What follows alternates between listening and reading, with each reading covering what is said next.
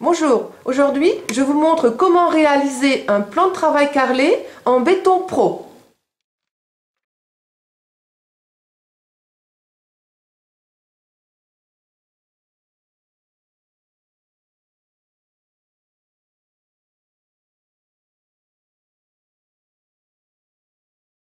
Pour commencer, j'élimine les joints de silicone autour de l'évier et de la crédence. Ensuite, je griffe le carrelage avec du papier de verre gros grain. Après avoir nettoyé et dégraissé l'ensemble, je protège mon évier et les pourtours avec du ruban de masquage.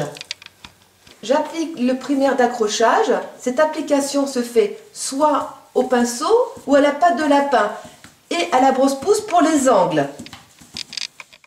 Après 12 heures minimum de séchage, mon primaire est encore collant, ce qui est normal. Je prépare le mélange pour ma première passe de béton grossier. Je verse le béton directement sur le support. Je l'étale en couches régulières avec la lisseuse légèrement inclinée. Je fais des gestes courts et arrondis. Je pars des bords pour aller vers le centre.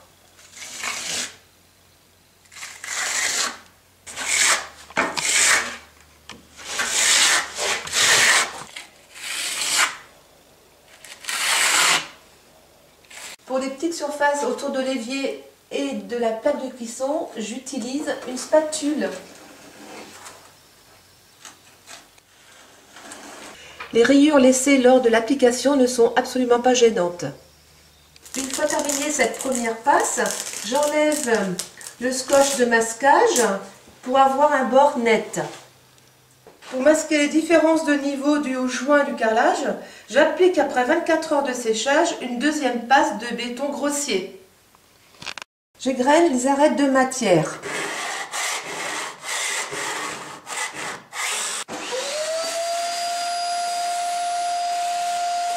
Je protège les contours de l'évier avec du ruban de masquage. J'applique ma deuxième passe de béton grossier.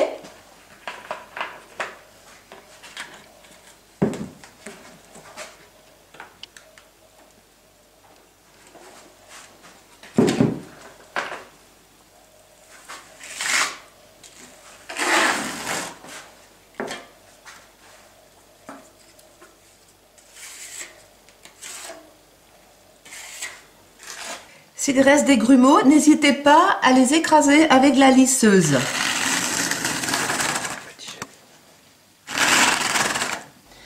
J'enlève le ruban de masquage et je laisse sécher 24 heures.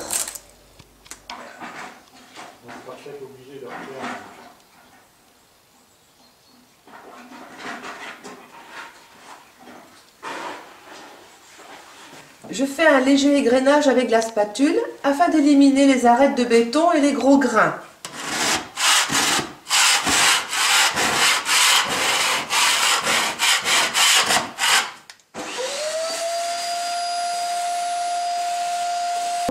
Je prépare mon béton fin.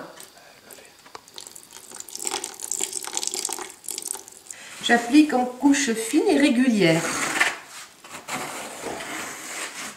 Pour aller vers l'intérieur.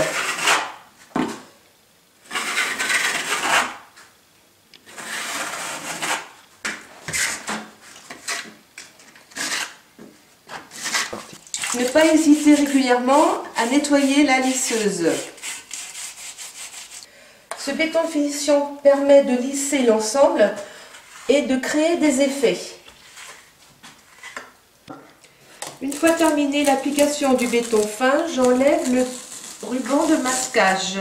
Avant de ferrer, il est préférable de passer la petite balayette de façon à éliminer les petits déchets.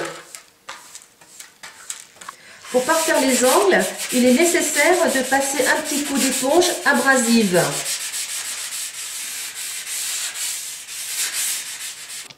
Je laisse sécher 6 heures minimum avant de ferrer le béton avec la lisseuse inclinée de façon à faire ressortir les effets. Cette opération est très importante pour mettre en valeur l'effet texturé et marbré du support.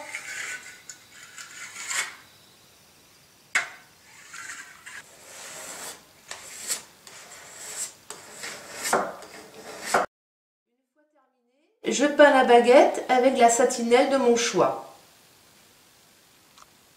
J'applique au pinceau plat ou à la pâte de lapin le Biprotec. Pour les arêtes et les angles, j'utilise la brosse pouce.